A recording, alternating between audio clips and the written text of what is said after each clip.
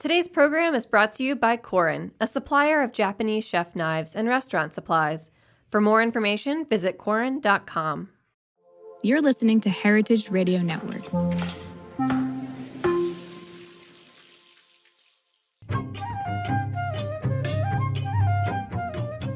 Hi, and welcome to A Taste of the Past. I'm your host, Linda Palacio, on this journey through culinary history.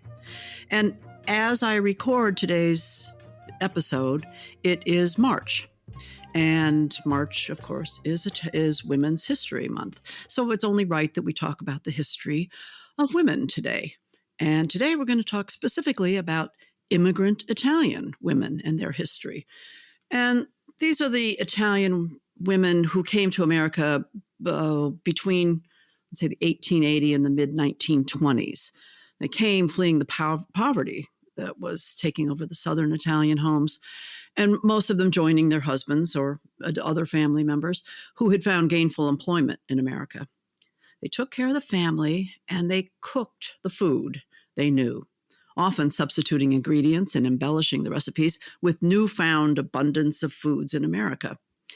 These recipes became the fabric that bound them, food that represented their kitchens and evoked the flavors of their homeland, thus founding a new Italian-American Foodway. My guest today knows a thing or two about that history. She is Lucinda Scala Quinn, cook, teacher, cookbook author, food writer, and media personality. Lucinda grew up in an Italian-American family, which inspired her path to cooking. She began cooking professionally at age 16. And for over a decade, she oversaw all food content for Martha Stewart Living Omnimedia. She was the host of the television show Mad Hungry, bringing back the family meal, and co-host of Everyday Food on PBS. Lucinda is the author of 8 cookbooks, including the best-selling Mad Hungry trilogy. And she's also the founder of Mad Hungry Cookware brand, which makes multi-use tools for the home cook. Her newly published book, fresh off the press, is Mother Sauce, Italian-American Family Recipes, and the story of the women who created them. Welcome, Lucinda. Hi, Linda. I'm so happy to be here. Well, you have been busy, and congratulations on the book, and you've been busy promoting the book, I would imagine, as it's just off the press. This is your story. This is you, right? Your background. It was kind of like a no-brainer. Can I say that? Yeah, it's interesting to say that because, I have all brothers and sons, and my previous work has been a lot around, feeding the family of boys and brothers and teaching them how to cook so they can cook for themselves. I came around to this natural place. It was interesting, Linda. It was in December of 21, and I went to the upstate New York funeral of my father's sister. She was the last of a generation. And afterwards, we went to one of my cousins, for a meal, and we all gathered. And I all of a sudden noticed that around the table were women of varying generations and ages, all the way up to some who I would have called my cousins, but could have been my aunts or great aunts. And everybody was talking about food. And at one point, someone looked at me and said, by the way, those meatball sandwiches you made on the Today Show, those belong to, my Nana. And she didn't call them meatball sandwiches. She called them birdies. And I said, oh my goodness. And then another cousin goes, nope, those were Valentina's. And I sat back and I said, well, isn't that what's wonderful about our food, Italian-American food, as opposed to Italian food? There's no hard and fast rules. This really has to do with our families and what evolved and what came. And I thought, wow, I think this is another story that needs to be told about Italian-American food, about the women. We started to talk about my great-grandmother Aquilina, our great-grandmother Arcangela, and all of the sisters and aunts. And I got back to New York City, and I wrote my publisher a proposal, and they were into it. And I was off to the races for the next, 2.5, 3 years, putting this book together. Obviously, it started with my own personal family experience, which we can talk about. But the first thing I did was read about 30 or 40 books about the Italian-American experience in North America. So I could really, both novels, nonfiction, etc. I wanted to understand if if there were similar experiencing as mine, as my grandmother's. I wanted to know what the difference was regionally. And what I found was, yes, the answer was absolutely yes, a universal experience with some regionality. But the most notable thing is how difficult it was to find the voices of these women in either fiction. Certainly, you weren't looking at that until the 1970s.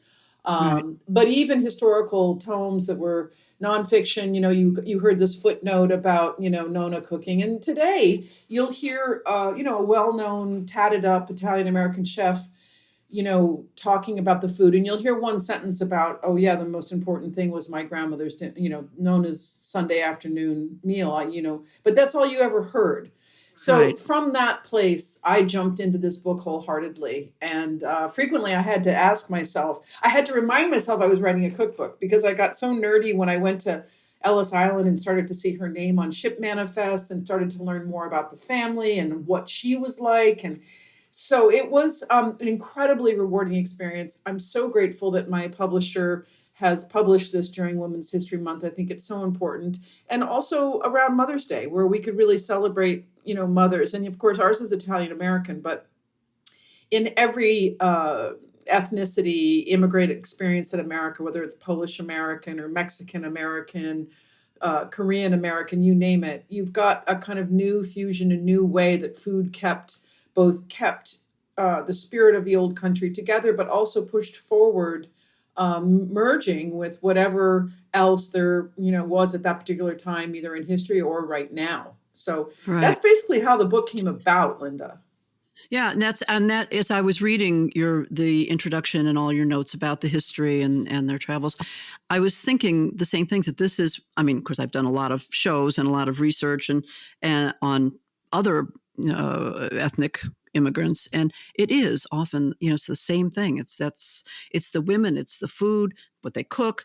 But it's what reminds people of home are those flavors. Yep. And of course, you can't always get the right ingredients, right? So things get changed a little bit, but it is still from home, from their new home, even. Yeah, I mean, so I thought that was great. Yeah, and they can't have imagined, as you point out, between my family, my great grandmother, she first arrived in 1893, but up until 1920, the largest wave, it was one of the largest mass migrations in world history between Right. around 1870, 1880, post 1871, the unification of Italy, up through, obviously, through the early part of the last century, but certainly up through the 20s and 30s. There was a cap eventually put on the volume of people that came in. But they can't have fathomed that 100 years hence, the foodway they built would be, if not one of the most popular foodways in America, because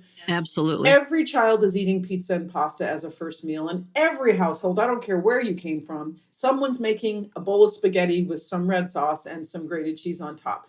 Now, what's worth mentioning is, picture, if you will, the circumstances under which they arrived. As you pointed out in your intro, they were fleeing just abject poverty in the Mezzogiorno, which includes southern Italy and Sicily.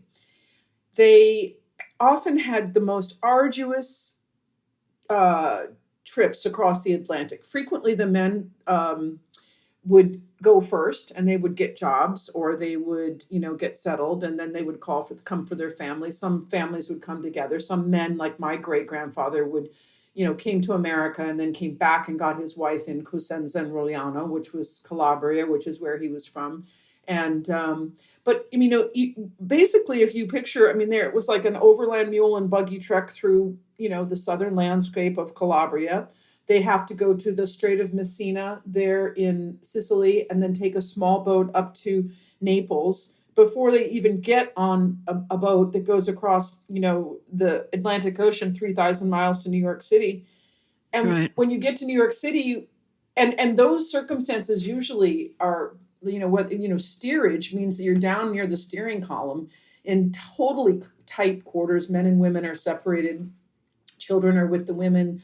They barely have decent food to eat. They get to go out like once a day if they're lucky. And when they do go out, they're right near the steerage column where all of the, detritus from the smokestack is coming down. So it's just the most difficult circumstances you can imagine for the, the most impoverished. Of course, there's different levels that you can buy. And I did see in my grandmother's history, after 3 transatlantic crossings, she got herself up into, a better class when she went back for the second and third time. But you arrive at Ellis Island and you're not even sure you're going to make it through there. And you don't have the language.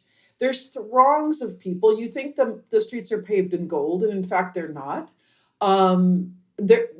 Many still had a long, long journey, and others just, went right over to Hell's Kitchen, where they lived in these, cramped tenement quarters with, 5, 10, 12 family members. And of course, cold water flats. I keep hearing the cold water flats, Yeah, you bring a good point up, which is picture the morning of the mama who had to, just to boil the water to clean your face or to make any food, you had to stoke the fire. So let's wind it back a little to see what these women, and if you do parallel it to today, there's so much we can learn from them in terms of how to be frugal, how to work in a cramped space, how to feed a lot of mouths. It couldn't be more, it couldn't be more relevant today, right now. I mean, and right now we hear so many people saying, "Oh, I just don't have time to cook." Or, they have to get, delivery services. We can look back at these women and see how they generated 2, 3, mostly 3 meals a day. They did not get any credit because, of course, they had to be home. If you weren't married, you couldn't really go out on your own. They couldn't speak the language. And then the pivotal issue for me that I learned in my research was it didn't take long before the men in their life began to realize that they could monetize this food. So early on, before there were laws in place for hygiene and so forth, there was tomato pie is something for 2 cents a slice. Women would often make, they'd take in sewing, they'd make tomato pie, which is basically like just a pizza dough with tomato sauce on top. In their kitchen, they'd sell it for 2 cents a slice. Everybody loved Mama and Nona's food. And soon, when everybody went to bed, there would be tables set up in the living room, 1 or 2 for paying customers. Their husbands, their fathers, their sons would then, have them cook again for a paying customer. And then soon it became obvious that this was an opportunity.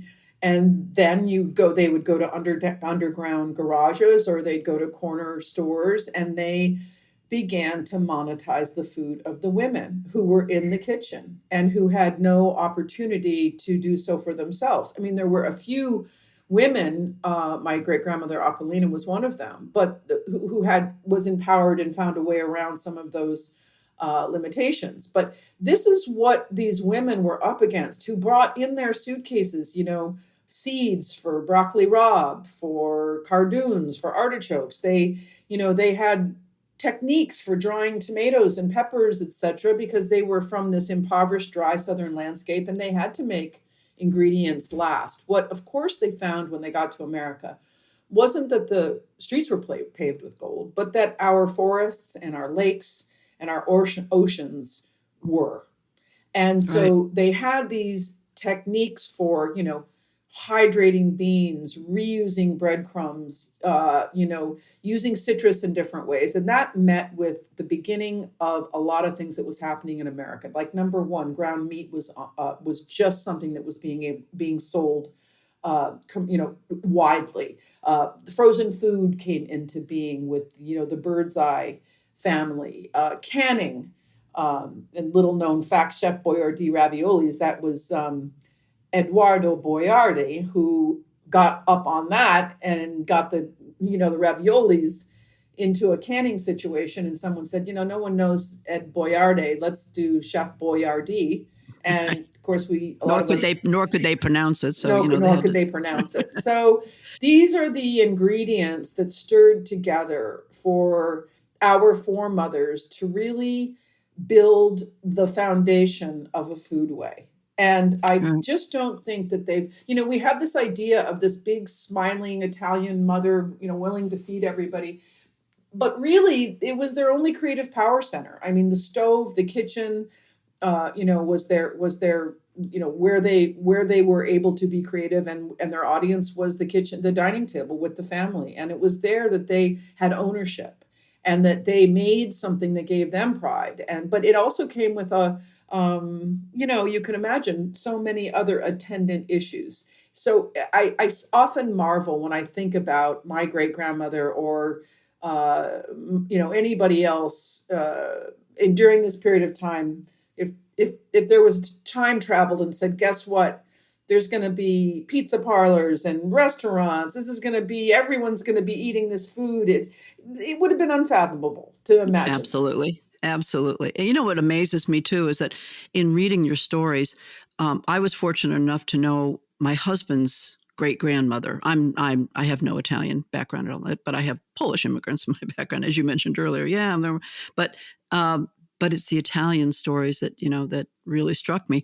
I didn't really get to know her or meet her until I met her beforehand, but get to know her until after I had already lived in Italy for a while. So I came back to this food that everyone was saying was Italian in New York. And I'm saying, oh, okay. No. But then I really learned, I learned about Italian American. But she mentioned, would tell stories. She lived until she was 103 and died like 30 years ago. So, she came over in 1915. So, but she would talk about feeding. She'd feed everybody and stayed at home, worked at home, had, was hard work, and took in boarders just for dinners. Yeah. So that's absolutely. And my great grandmother Aquilina. So her story is fascinating. She came over when I went to Ellis Island. I couldn't find her name. I found it eventually because she was Aquilina, but her name was written down as Angela, which was not uncommon. They would write what they right. And she was called wife. She was 16 years old. And her husband, Tommaso Ferrulo, which was quite a difficult name to pronounce and write, well, that was intact. And he was called a farm worker. Well, subsequently, I saw her on a ship manifest in 1912. She was no longer in steerage. And then it also tells on these documents who paid what. She was paying for her own. She had gone to get her parents, and she had paid for her own transport. She got to Rome, New York, and he owned the bakery and the grocer. But before long, she ran the saloon, the boarding house, had an arrangement with the bank. They had the bakery, they had the grocery store. And from my research, and not just anecdotally, but she really was the business head in the family, but she could not own the business. Now, once a month, she went down to Ellis Island and she collected Italian immigrants from her area that were sponsored by her husband. And she would bring them up to Rome, New York, and she would get them settled until they could, look after themselves.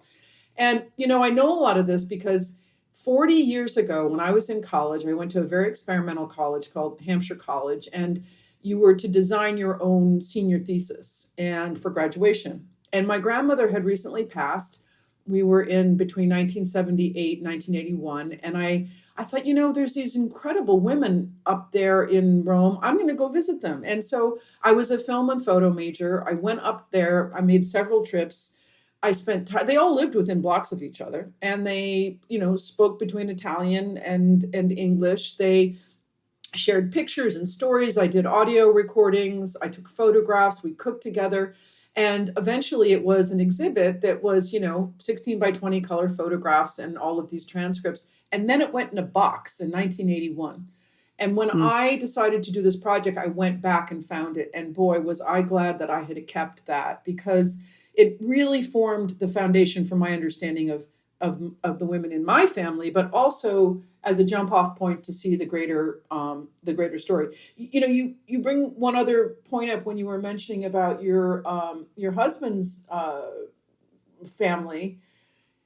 It is an interesting note of history. So Enrico Caruso, the great opera singer, he first came to America in the early 1900s, and he really didn't have anywhere to eat his food. And he found his way down to some of these Italian enclaves where homes would take him in. They would put a few tables up and he would be served the food that the mamas and the nonas had served their family. Same is true with Luisa Tetrazzini. We know turkey tetrazzini as some a casserole in America that's kind of like turkey tetrazzini, yuck. But when you look back at it, it was really Luisa Tetrazzini who popularized this dish. It was made as a spaghetti dish with chicken or turkey and had mushrooms and and so the Italians came to America, but the closest they could really get was Italian American food. And as you point out, especially nowadays, Italian American food is its own foodway. It's very different than Italian food, which is right, regional. And I can make a carbonara, matriciana, and if I don't do it right, some Italian is going to tell me, "Oh, we would never do it that way in Rome." Whereas us Italian Americans, every family, we didn't even become Italians until we got to America, because we had come from Puglia, Abruzzo, Calabria, and you came here, and at first the immigrants found their own in these little enclaves around the country of like-minded, that were from certain villages. But eventually, to Americans, we were all just Italians. And so it became very centered around family. To this day, it's funny when I travel, somebody will make a torale this way, someone will make it that way, a biscotti, same thing, the meatballs. But everybody has a right to have their own way, and no one's telling you it's the wrong way because it's your family way. Right. The word authentic never came into being. No, it's true. So, yeah, it's interesting. The red sauce joints, as you mentioned, with the men monetizing the women's cooking. I'm sure some men were good cooks too, but I think nowadays I look at my brother. My brothers are all good cooks. My great uncles were good cooks, but I mentioned this too. When I was a little girl, we went up to Lake Conestoga, upstate New York, and it was a huge, family picnics. And the facts are that the women were dragging trays of lasagna and ziti and meatballs and cannolis and organizing. And I remember they had their bouffant haircuts and cigarettes hanging out of their mouth, and they were all together and gesticulating. And I was like, whoa, they fascinated me, and I helped them. But then I would look at the men. They'd be playing bocce. They'd be sitting around laughing and smoking cigars and sipping anisette. And I remember little me thinking, well, that looks fun too, but why aren't they helping? And they really, yes, there were great men cooks, but the evolution of this food is on the backs of the women. And certainly today, in any Italian American household, one would probably say there's probably women who are the full-time breadwinners who might have to work on a Sunday, so they're not even making the Sunday sauce. There are men that obviously, if you look around commercially, you've got the Ginos and the Rayos and the Patsies. You look at film, you look at the legend of popular films and the aesthetic of, the mob aesthetic, and you've got all the men cooking. So, and women are frequently in the background, or else they're hysterical wives or whatever. But this is a living and breathing cultural foodway that was built in its origins by the hands of the immigrant Italian American women. That takes nothing away from the men what were they doing? Building our roadways, our bridges. Yes. The Erie Canal. My own great-grandfather, he provided provisions to Italian laborers who were laboring on the Erie Canal. So by putting some credit towards the women, I take nothing away from the men, but I think that it's important for us to realize how this came about, and absolutely, and how extraordinary it is that 100 years later, it is a cornerstone of the American cuisine. Yes. And you're absolutely right. And what I find so interesting, and particularly every time I read a new story about it, of course, I've been reading, a lot of stories over the years, but in your recipes, especially, is that, I could be in any Italian American home of those people who came from the South. And let's face it, not that many immigrated from the North until much later. And much earlier. And much earlier or very much later, right? They had jobs. They had, they were usually skilled. They had a life. Yeah, they were usually skilled artisans that came over, working on mosaics, but the population is minuscule compared to the mass migration that happened from the South. Right. But this establishment, as you put it, of the Italian American foodway, and it is truly, just a different food. And I had a hard time wrapping my mind around it when I first came back from Italy. I'd lived there for several years, and so I'm thinking, but that's not, that's not Italian. But then I had to realize it is Italian. It's Italian. It's American, Italian American, and it's cooking what they knew, and it was from the South, and I wasn't that familiar with a lot of the Southern food.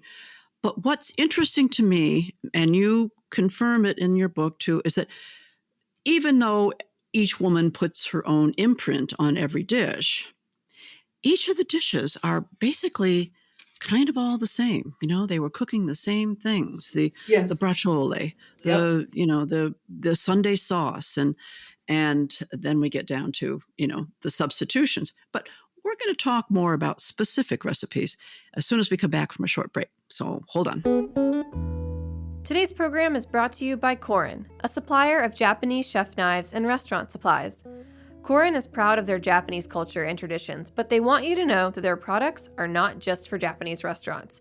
Their knives and tableware bring out the best qualities of food from every culture and fit into every restaurant from French to Pan-Asian to American. And that is why they're located in New York City, where people from every country in the world come to eat. Korin's Tribeca showroom is home to the most extensive collection of Japanese chef knives in the world, including Japan. Stop by to view their exquisitely designed tableware and the rarest natural sharpening stones. They have a whole range of knife services from repair and rust removal to reshaping and realigning. Korin is dedicated to this ideal, bringing the highest quality Japanese design to your table so you can experience the unparalleled quality of Japanese craftsmanship in your home or restaurant. For more information, visit Korin.com. We're back, and I'm speaking with Lucinda Scala Quinn, whose new book is Mother Sauce, Italian-American Recipes, and the Story of the Women Who Created Them. And Lucinda, you have so many great recipes in here that I could be in anyone's, family's Italian-American home, and they could say, well, this is my mother's recipe, but it's basically the same. There is the flavor is there. It's the Sunday sauce. Well, the Sunday sauce, let's start there, right? That if any place to start, that would be a place to start, because everybody had that the whole family would come over and eat. But the meat, and I have a theory about a lot of that. I mean, obviously there was meat available, but Juliette Corson was a dietitian, a journalist in the late 1800s, and she was tasked with going around to the tenement houses in New York in particular, and also in Boston, and worried about nutrition and teaching people how to make a meal on 15 cents and gave out pamphlets, and she discouraged the Italian immigrants from making macaroni for every meal. Macaroni, as they called it, right? And Yep. pasta was macaroni. And I'm sure that they were encouraged to incorporate more meat, and meat was relatively affordable. As you mentioned, ground meat first came into, they could buy it. And so consequently, we see, all this abundance of food, and any dish and any recipe they had, just add some more meat to it, and then it became more nutritious. And the Sunday sauce, I mean, this I could be tasting my in-laws' Sunday sauce right here, just looking at it without reading the recipe. I would know exactly everything that went in it. But talk to me a little bit about the Sunday sauce. Well, I mean, backing up a little bit, what you said about meat. Prior to coming to America, eating any meat was a luxury, in some cases annually around the holidays. Right. Maybe when there was a butchering of an animal, and even then the impoverished would not have the primary cuts, hence the evolution of the salumis and all kinds of things like that. So to arrive in America where meat was abundant, you suddenly saw the techniques from an eggplant parmigiano, for instance, applied to chicken and veal and so forth. And when you do talk about the Sunday sauce, you are, and that's fascinating what you talk about, the nutritionist. But generally we're talking about even braciole. I mean, it wasn't like they were getting, tenderloin. It was tough cuts of meat that were thinly sliced and pounded for tenderization, stuffed, rolled, and cooked for a long time. And Sunday sauce, I mean, today with Sunday sauce, I tried in my book to keep really to the spirit of it, which was, and why it was so good. There were tough cuts, there were bone cuts, I think in my recipe I have pork ribs and chuck steak with the bone and sausage. And this was a way to long cook a meat that not only needed to do that to tenderize, but it also created an incredible aroma. And in the end of the day, as we now know, from incredible flavor. Meatballs were something that were not always in that Sunday sauce early on, because you could have an abundance of meat and you could have a big plate of sauce. I have, there's a very interesting Mario Puzo, who wrote The Godfather. He first wrote a book called The Fortunate Pilgrim about his mother, and she lived in Hell's Kitchen in New York, and he thought he had written a bestseller, and he hadn't, until he kind of transformed that character into what we now know to be the Don Corleone character, which is fiction. But I included a note at the end of this book because it really said what it was like when they finally got their foot in the door and got settled and had a little bit more money and privilege. And says, Lucia Santa, this is quoting Mario Puzo, ran her house like a real senora. The apartment was warm, no matter what the price of coal and kerosene. There was always enough spaghetti in the pot for friends and neighbors. There was enough to go through, still enough meatballs and sausage soaking in a platter of sauce for one last foray.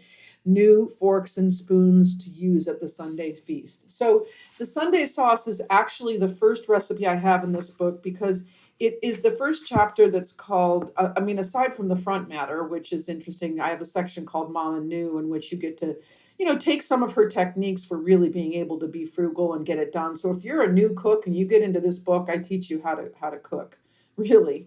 But anyway, the very first recipe is the Sunday sauce, and it exemplifies the chapter, which is called Simmered on the Stovetop. If you've ever been in an Italian household and you smell that sauce simmering, someone's going to say, stir the sauce, In my recipe, it's really about the shopping. It doesn't really, I don't cook it for 100 hours, but I cook it long enough. I've got the pork ribs, bone-in beef, sausages. I make meatballs, but they're not necessary. And that's a big pot of sauce. And you cook a couple pounds of, macaroni, as you point out, which is more typical. Have a big salad, and that's a modern day Sunday feast, or, Sunday sauce, or Sunday gravy, as they call it in some regions of the country. Add to it, in my household, when I was growing up, there was also, trays of everything else you could imagine. The men made the wine in the basement. There was, you were there for hours. It was after church. It was, again, though, I used to look and see, wow, they must be exhausted. The women, they would shop on Friday or Saturday. They'd get up early to cook. They'd go to mass all dressed up and come back and cook. And the way they managed the labor was by banding together, sister-in-laws, nieces, aunts, neighbors, upstairs, downstairs. Nowadays, the way we handle it is we either do it with a family, or, as I pointed out, sometimes maybe the husband or the father or the son is the primary cook. And there are so many wonderful cooks of all, sizes and stripes and you name it. But that Sunday sauce really does exemplify the Italian American experience, the role that the church and church as community, because again, it wasn't just worship, it was their foothold. So often churches were ones that, and priests, sponsored families that came over from southern Italy. And you would get here, and the women would typically be going to mass, but it was really the community of people that you met, that you shared meals with, that there was festivals around and that sort of thing. The Sunday sauce is really kind of the poster child for that celebratory weekly event. And in my book, I make it so that it's it's as delicious, but it's a doable thing. I also have the Sunday dinner menu, where I show you how to make an antipasto platter, which you can either make part of it or you can buy part of it, because there's so many wonderful ingredients we can get today. And I show you a photograph of a big platter, and then make the Sunday sauce.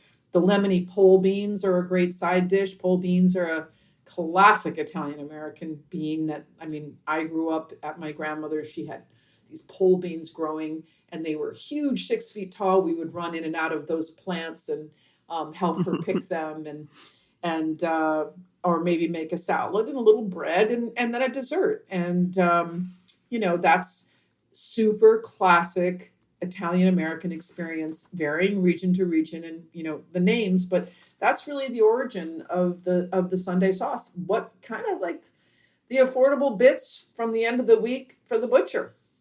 Right. And it can last, well, unless it depends how many people you have around, but otherwise it can be a meal for, a couple days longer Yes, too. it can. Yeah. Which is always waste not, want not, right? No, and I do that. That's a big thing you write about too, is they were frugal cooks in the kitchen, and that's something that they passed on as far as, learning to not only use the best ingredients, but as you say, swap out ingredients or switch ingredients, but be very, don't waste anything. Exactly. I mean, it's extraordinary when you look at, just down to, and I remember when I saw this, and I mean, I've always been like this as a cook, which is, whether you were cutting an onion and taking the skin off, or peeling a carrot, or taking the stringy part of the celery off, all of that got accumulated into a container that would go in the freezer. And then once a week, it didn't matter whether it was, the core of a lettuce or the end of garlic, it would all get put together in a container. And then at the end of the week, there would be a vegetable broth that was made. And that would be something that would be used as a basis for beans. Or in my case, I do that all the time. And if something calls for chicken broth and I don't have it, I do that. They would never have dreamed of buying, they would buy whole birds and, break them down and and I do this, and I have all the directions on how to do this in my book. The backs and the wingtips make a broth.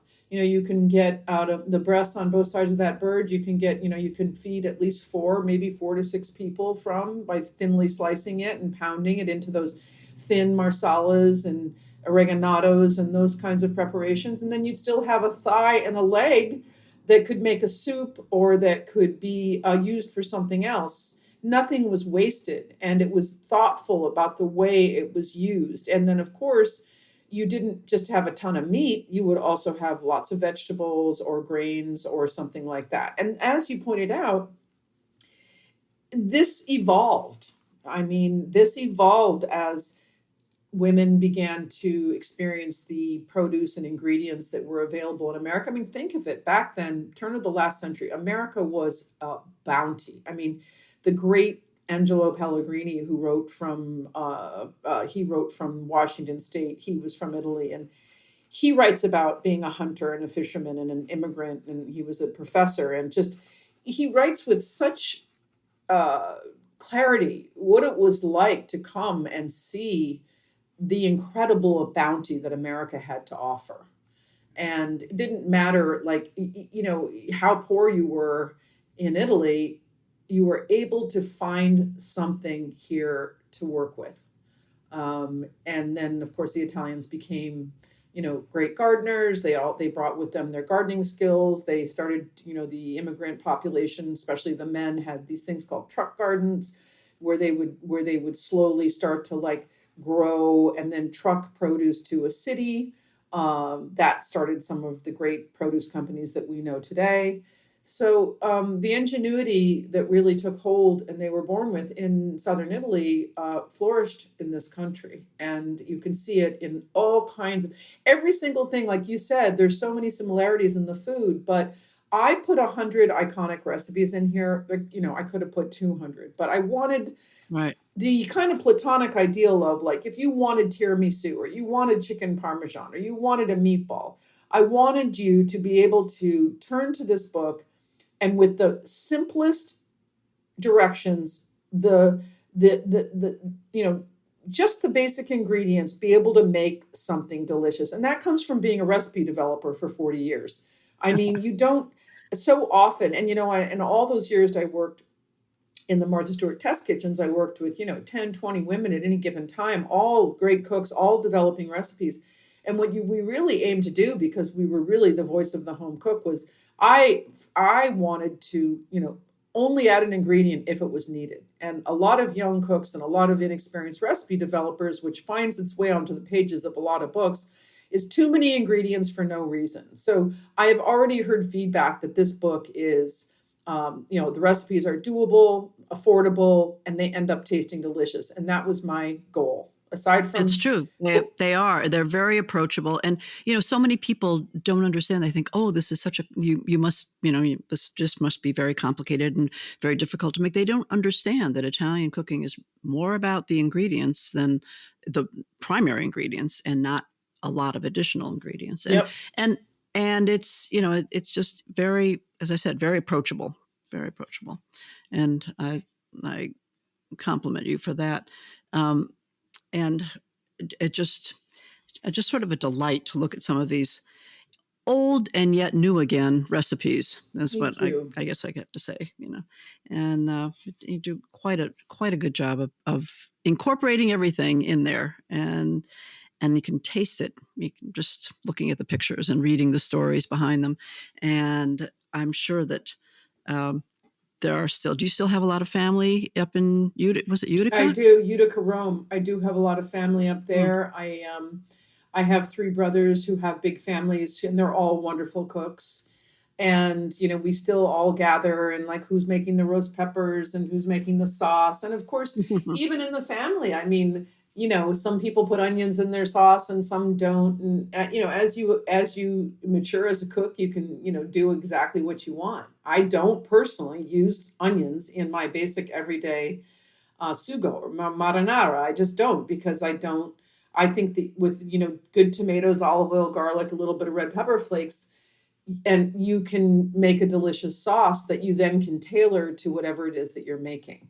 But again, that's just a personal thing. And I would never admonish anybody who did it differently. But the other part about making a cookbook today, Linda, is like anybody can Google a recipe, or I needed and wanted to create an experience. And everything from when on the front page, you'll see the, there I am, and I'm, obviously somebody who's in the kitchen a lot, because I'm tasting the cannellini bean soup while I'm reaching for salt. I already know I need some salt in there. And that was, I wanted that realness. And then you open the first page and you see a kind of impressionistic image of lace, which you can't really tell it's lace, because there are certain things that all of us in our Italian American households are familiar with. And, lace was one of them, and crystals. And, it didn't matter how wealthy or how poor your family was, there were certain things that you always saw. There was herbs, there was basil, the scent of basil on the countertop, and you start to get through this book.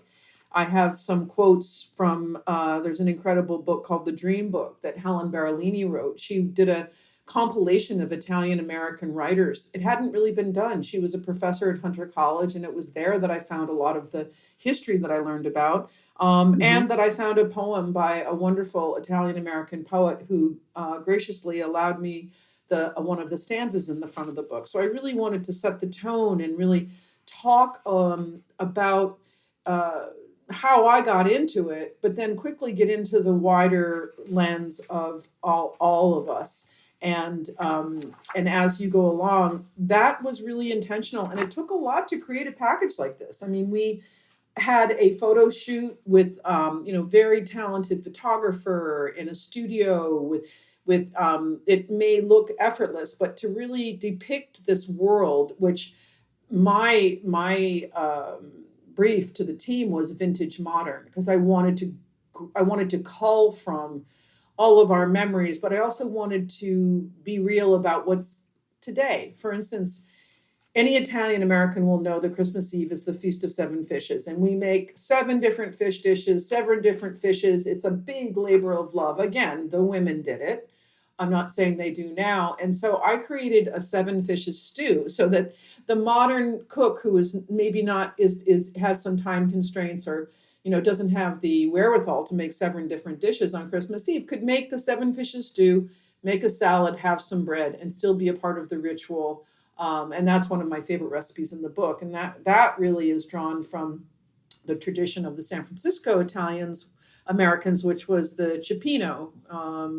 And that's an interesting story because, of course, Fisherman's Wharf that we know it now, it used to be called the Italy Wharf because Mm-hmm. so many Italians really were the ones who worked the boats and worked the waterfront and the wharf, and then Telegraph Hill, which is very fancy now, but at one point was really where all the Italian Americans were. And there would be these large cauldrons on fires, and women would be, boiling up liquid. And then as their husbands and their fathers and sons came back with what was left after it was sold, to the more well-heeled people, were the calamaris, were the eels, were the lesser sort of known fish, or maybe a smaller whole fish, and it all just got put in the pot, and that was the origins of cioppino, and the Italian American experience in San Francisco. So I really got around the country to the largest enclaves of the Italian American experience, starting, of course, in New York and Philly, Providence, Boston, Chicago, San Francisco, San Diego, and eventually every corner of this country had the Italian American immigrants somewhere. And of course, Right. nowadays, you'd be hard pressed to find any place that doesn't have a pizzeria or something like that. Right. That's for sure. Well, it is, I mean, the story, and to see these recipes, and most people are familiar with a lot of the recipes, as seeing them in Italian American restaurants, or no families if they're not Italian. But what the recipes do is just really brings to life the stories that you tell about the women in the beginning, and just tells the story of the whole immigrant population and how they survived, and how they created this new foodway, the Italian American foodway. And it is different than what, than where they came, what they had with them, or where if you go to Italy now, you're not going to find the same thing. I think a lot of Americans, when they first started traveling to Europe, were very surprised not to find. As recently as last summer, a gentleman I met up in Massachusetts said that he had gone to Italy with his wife and he didn't love the food. And I said, "What?" And he said, "Yeah, I mean, I couldn't find any tomato sauce anywhere." He was in northern Italy. And so that was the experience of Italian food for him. And again, the thing that's important to remember, Linda, is that this was not a choice. This wasn't somebody saying, "Oh, Right. I think I'll be a chef." No, That's right. we're talking about absolute imperative of having this incredible responsibility to nourish yourself, your family, day in and day out. I mean, that's why I don't subscribe to the fact that none of us have time to cook. Because if I look back at these women, they sorted out their time and their in order to figure out how to cook. They had no choice. Now, yes, a lot of them didn't work outside the home like we do now, but you can employ a lot of the same strategies to make sure that you can actually get fresh food on the table. And I think there's a reason why so many of these women, I think you said that your husband's grandmother or great-grandmother lived to 102. His grandmother. Yeah, his grandmother. To 102. And those stories are, I mean, same with my great aunt. So, I mean, yes, they laughingly said in one of the books I read, the women outlived the animals and the men. And I can't have imagined a more arduous life. Yeah. But I also have to imagine that there was a lot of joy knowing that you could take care of your family by feeding them well. If in a million years, they couldn't have gone out for a meal. They didn't have the money for that. So they were eating fresh, they were cooking and eating fresh food. The simplest idea in the world that I think if so many of us applied it today, even if we, I say in the book, salt your food, season your food. Any salt and pepper you put on your food that's tasty is going to have infinitely less salt or any preservatives that we find in processed food. So we can look to these women, we can look to these strategies on how to eat today and to eat deliciously. Yes. And healthfully. Yes. It's kind of extraordinary to think about, as I pointed out when we first started talking, that they not only built one of the most enduring foodways in America, but that foodway today we can dip into at a time when we're looking for better health, we're looking for affordability. You still can, come around the table with a big pot of cannellini bean soup and some crusty bread and smiles and have a good time, and doesn't cost a lot of money to do that. These women That's knew right. that because they had no choice. And thank goodness they did, because we have that great Italian American Foodway. And thank you so much for shining a light on this, because I think it's really important for people to learn, and hope that they will read the stories. The stories are fascinating, and the recipes are delicious that go with them.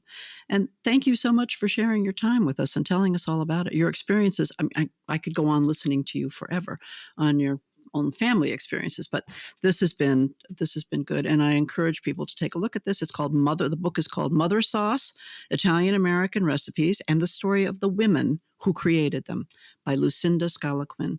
Lucinda, thank you so much. I really Thank you, appreciate Linda. I talking really to you. appreciate being able to share this book with you and your audience. Good. All right. And thank you all for listening to A Taste of the Past. It's brought to you by the Heritage Radio Network, and I hope you will tune in and see all of the other great shows that they create.